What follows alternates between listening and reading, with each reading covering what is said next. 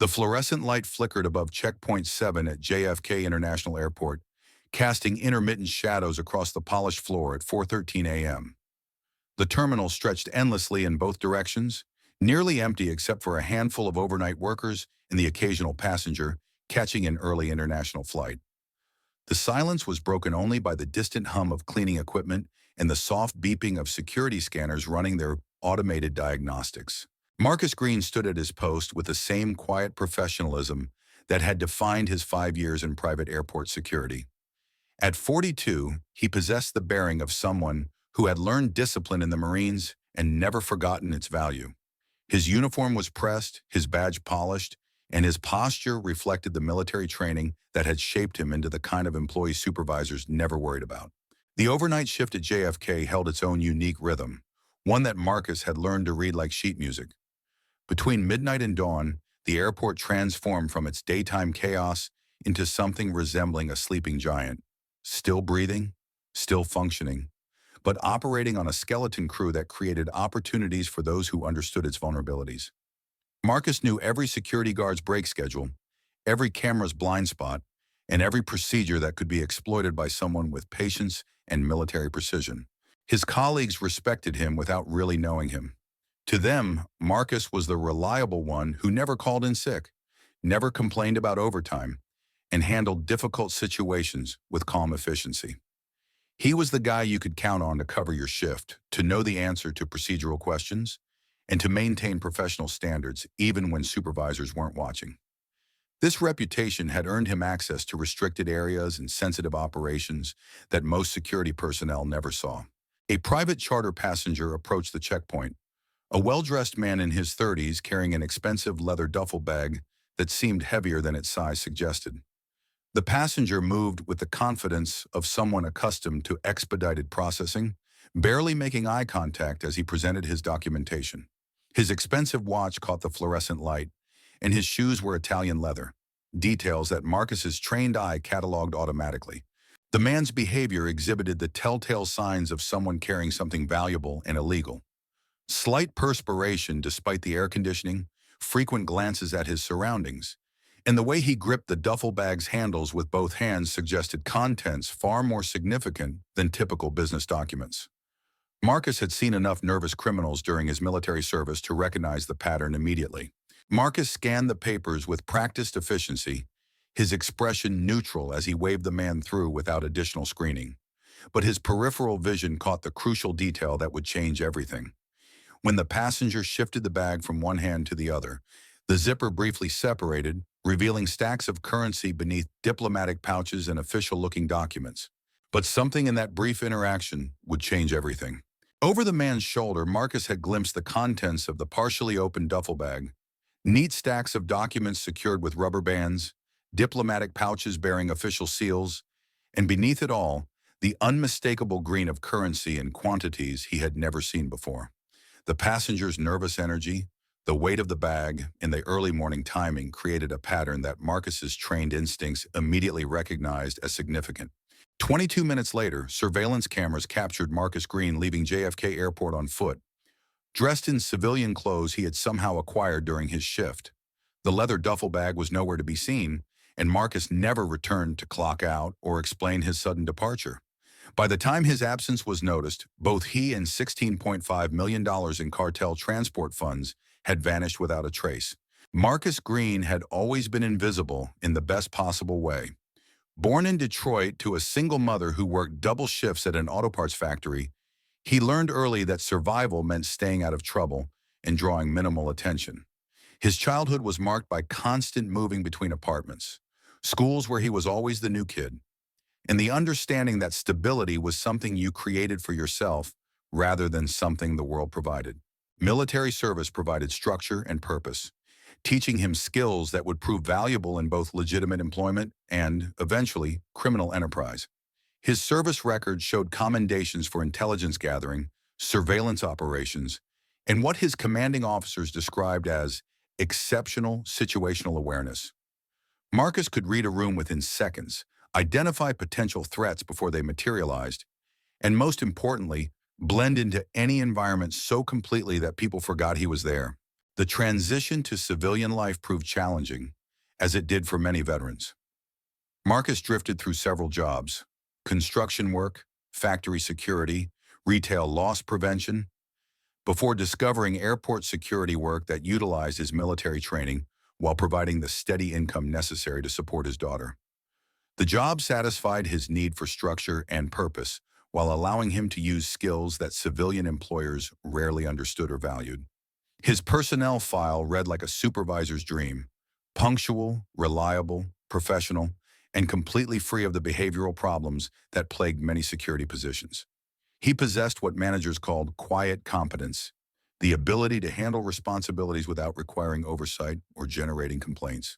His apartment in Flatbush, Brooklyn, reflected the same disciplined minimalism that characterized his work life: sparse furniture, essential electronics, and a few photographs from his Marine service.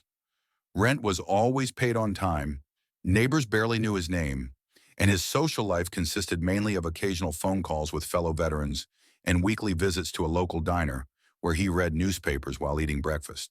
As a single father to 8-year-old Destiny, Marcus structured his life around providing stability and security for his daughter. Weekend custody meant carefully planned activities, homework assistance, and patient answers to her endless questions about why daddy worked nights and couldn't attend school events. He saved money for her future education while maintaining the modest lifestyle that allowed him to support 2 households on a security guard salary. But beneath the surface stability, Marcus had been conducting what he privately called opportunity assessment, studying the patterns of high-value cargo movement through JFK with the analytical skills learned during military intelligence training. He noticed which private couriers bypassed normal customs procedures, which security protocols had exploitable weaknesses, and which personnel possessed access to restricted areas that might prove useful under the right circumstances. The morning of July 8, 2022, presented Marcus with the opportunity he had been unconsciously preparing for during 5 years of careful observation. The charter flight from Tulum, Mexico, arrived during the overnight shift when minimal supervision was present and security protocols were most relaxed. The passenger's behavior, documentation, and most importantly, the contents of his duffel bag aligned perfectly with Marcus's understanding of how large-scale money transport operations functioned. The leather courier bag contained exactly $16.5 million in cartel transport funds, carefully packaged to resemble diplomatic documents and official correspondence. The money was destined for a sophisticated laundering operation involving a Manhattan art gallery and multiple shell companies, part of a monthly transfer system that had been moving dirty money through JFK for over 2 years. Marcus understood immediately what he was seeing. His military experience included exposure to intelligence about drug trafficking operations, and his years of airport security work had provided extensive knowledge about how such organizations exploited legitimate transportation systems.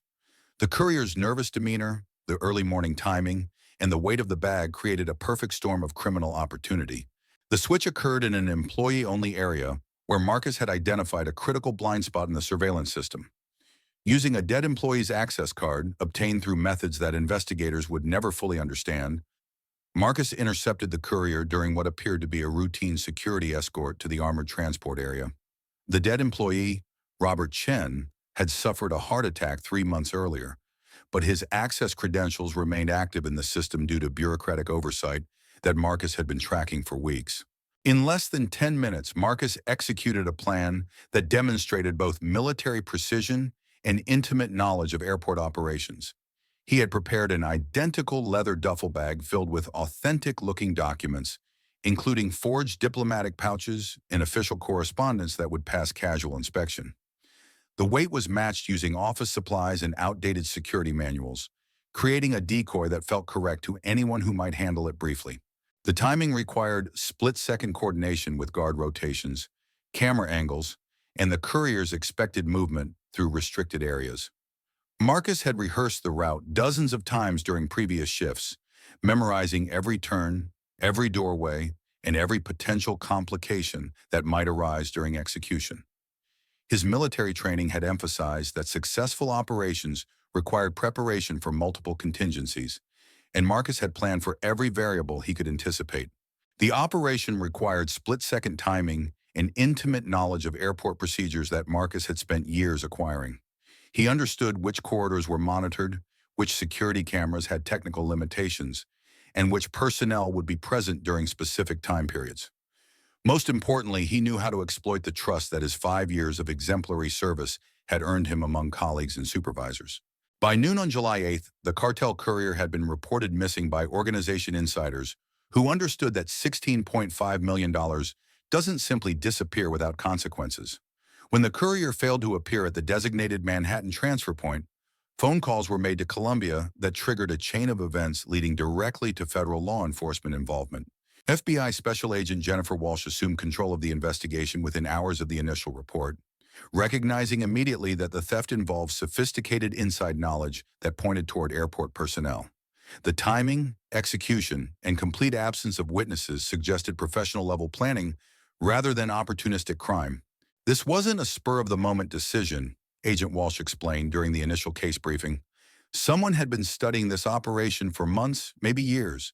They knew exactly when to strike, how to avoid detection, and most importantly, how to disappear completely once they had the money. The investigation quickly focused on Marcus when security footage revealed his unauthorized access to restricted areas and his sudden departure from the airport without explanation. His spotless employment record initially made him seem like an unlikely suspect, but deeper investigation revealed the military intelligence background that had provided him with skills directly applicable to criminal enterprise. FBI agents traced Marcus's cell phone signal to a train station in Philadelphia, where all electronic tracking abruptly ceased. The phone was found in a trash receptacle, deliberately destroyed to prevent further monitoring.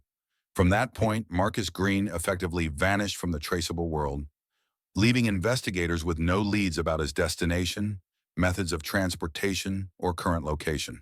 The cartel's response was swift and brutal, reflecting their standard approach to theft and betrayal. 2 weeks after the robbery, a warehouse worker with tenuous connections to Marcus was found dead in Newark, showing signs of torture designed to extract information about the missing money. The victim, Tommy Rodriguez, had served in the same Marine unit as Marcus 5 years earlier and had occasionally met him for drinks at a veterans bar in Queens. The killing served multiple purposes: elimination of potential witnesses, intimidation of other possible conspirators, and intelligence gathering about Marcus's whereabouts. Rodriguez had been subjected to hours of interrogation before his death, but investigators determined that he genuinely knew nothing about Marcus's criminal activities or escape plans. The cartel had struck based on outdated intelligence, hoping that military connections might provide leads to their missing money. Additional violence followed as the organization systematically eliminated anyone with even marginal connections to Marcus or the airport operation. A baggage handler who had occasionally worked Marcus's shift was found shot execution style in his car. A customs inspector who had processed the original flight was discovered in the Hudson River with his hands bound. The message was clear: stealing from the cartel carried consequences that extended far beyond the immediate perpetrator. Underground rumors began circulating within criminal circles about Marcus's fate. Some believed he had negotiated with the cartel, trading portions of the stolen money for safe passage out of their reach. Others suspected he had been killed within days of the theft, with his body disposed of so completely that it would never be found. The truth remained unknowable, but the speculation reflected the respect that even hardened criminals felt for someone who had successfully stolen from one of the world's most dangerous organizations. Federal investigators expanded their search internationally, coordinating with law enforcement agencies across North America and beyond. Passport records, border crossing databases, and financial monitoring systems were searched for any trace of Marcus's movement or activity. But like the most successful fugitives in criminal history, Marcus had apparently planned his disappearance so thoroughly that conventional investigative methods proved useless. The case consumed thousands of hours of FBI time and resources, involving cooperation with multiple agencies and extensive surveillance of Marcus's known associates. His ex-wife, family members, and military contacts were interviewed extensively, but none possessed information about his whereabouts or escape plans. Marcus had compartmentalized his criminal activities so completely that even people close to him remained unaware of his intentions until after his disappearance. The case has become a cautionary tale within airport security circles, leading to enhanced background investigations for personnel with access to sensitive areas and improved surveillance systems designed to prevent similar thefts. But security experts acknowledge that determined insiders with extensive knowledge will always pose the greatest threat to any system, regardless of technological safeguards. Marcus Green, last seen July 8, 2022, $16.5 million missing. FBI reward active. Case remains open.